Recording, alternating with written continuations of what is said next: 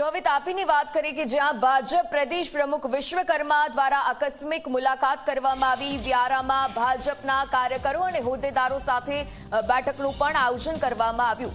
સંગઠનને વધુ મજબૂત બનાવવા અંગે માર્ગદર્શન આપવામાં આવ્યું। બારડોલીના સાંસદ પ્રભુ વસાવા, મંત્રી જયરામ ગામિત હાજર રહ્યા। વિશ્વકર્મા મંદિરના ભૂમિ પૂજન કાર્યક્રમમાં તેઓ દ્વારા ખાસ હાજરી આપવામાં આવી। તો પૂજા અર્ચના કરી મંદિરના ખાતમુહૂર્તની વિધિ સંપન્ન કરી આ સાથે સમાજને શૈક્ષણિક ક્ષેત્રે આગળ વધારવા માટે હાંકલ પણ કરવામાં આવી।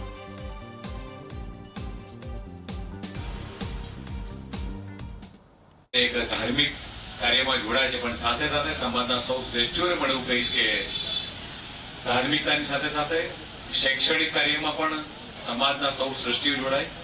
સાથે સાથે દીકરા દીકરીઓના એજ્યુકેશન માટે પણ આપણે બધાએ ભેગા થઈ અને ઘણું બધું કરવાનું છે। મંદિરનું નિર્માણ કરીએ, સનાતન ધર્મની રક્ષા કરીએ, એ સારી બાબત છે, પણ સાથે સાથે આપણે સૌ મિત્રો ભેગા થઈ અને સમાજના ઉત્થાન માટે, મહિલાઓ માટે, યુવાઓ માટે અને આપણા ધંધા રોજગાર માટે પણ આપણી પરંપરાગત જે વ્યવસાય છે એના માટે પણ એને જીવંત રાખવા માટે એ ચોક્કસ આગળ વધીએ।